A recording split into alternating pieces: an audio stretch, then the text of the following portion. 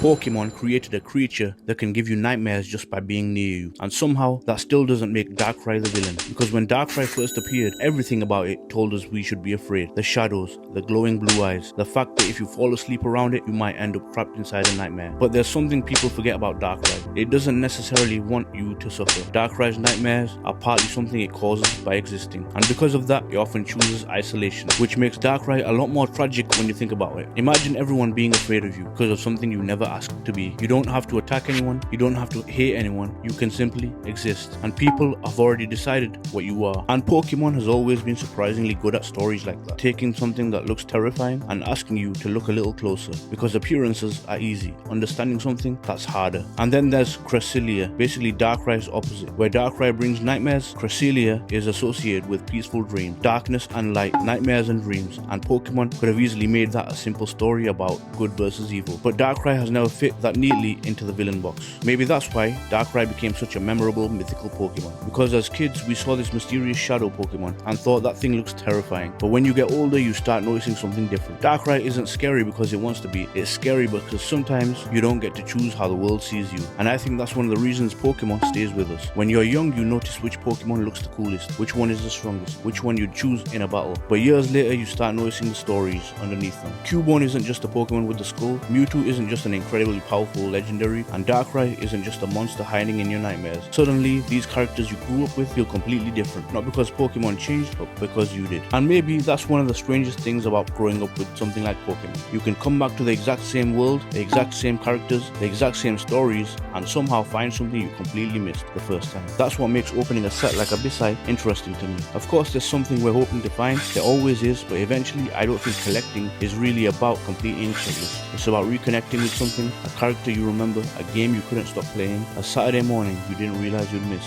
or maybe just that feeling of discovering something for the first time. This is for culture, not profit.